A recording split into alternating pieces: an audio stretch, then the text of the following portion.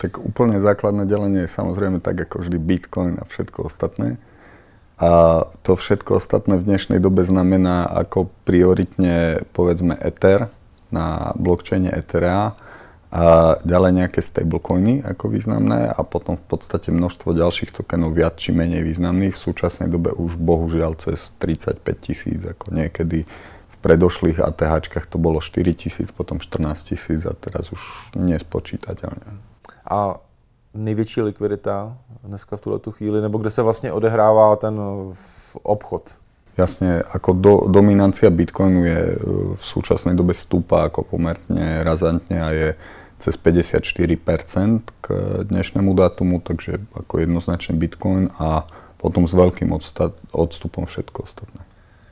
Je jich opravdu hodně, jak jsi říkal, jako desítky tisíc.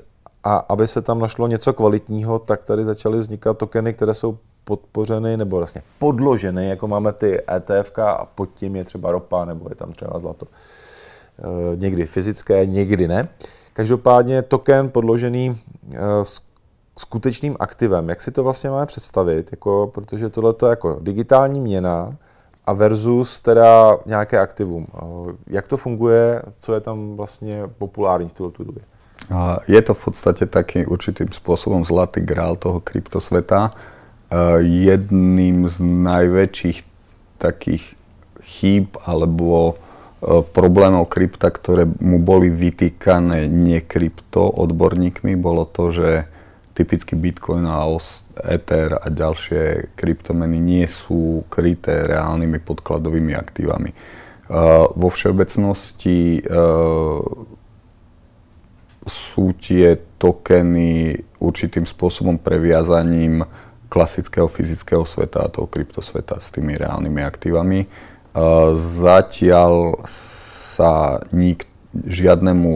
žiadnej z tých kryptomien nepodarilo nejakým spôsobom reálne fungovať po dlhšie roky. Pokiaľ berieme do úvahy aj stablecoiny ako napríklad Tether, tak vždy tam bolo množstvo problémov práve väčšinou s tými podkladovými aktívami. No ale vy se toho nebojíte, protože vlastně přicházíte s takzvaným superfrankem. Co to je?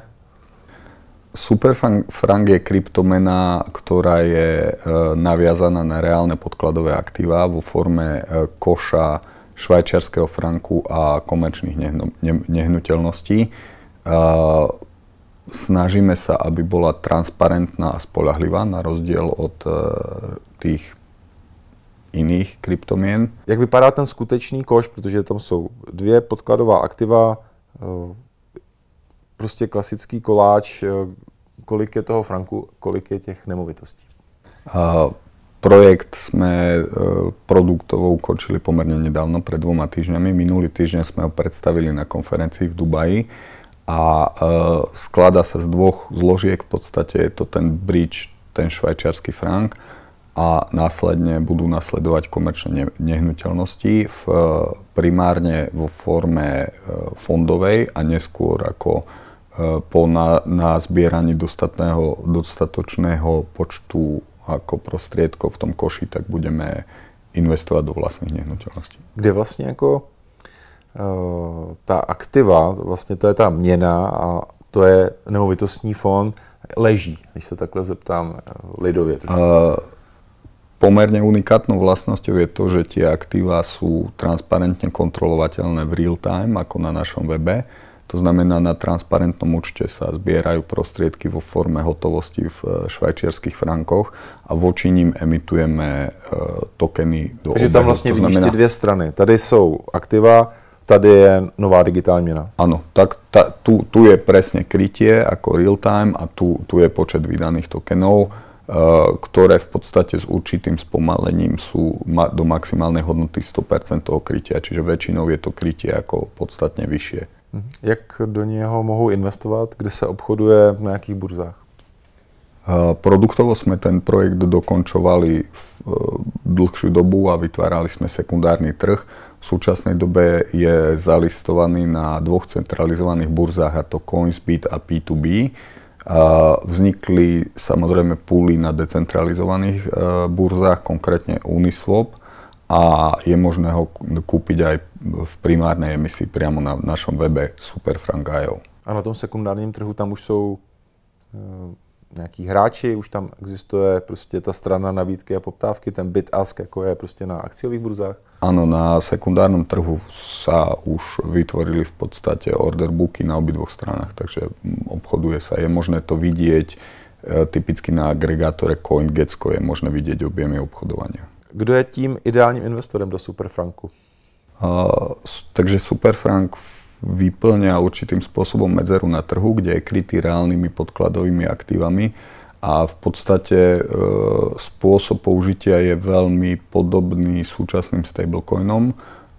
De facto ktokoľvek, kto si chce uzamknúť výnosy z krypta, tak v súčasnej dobe už kvôli technickým, časovým a finančnej náročnosti nevychádza z krypta do fiatu, ale obvykle tam potrebuje ostať a tým pádom potrebuje to uzamknúť voči niečomu. Co bude Superfrank ovlivňovať, jeho kurzový vývoj? Kurzový vývoj bude ovplyvňovať nacenenie a audit koša podkladových aktív, ktorý bude, ako sme spomínali, vo forme švajčiarskych frankov a nehnuteľností.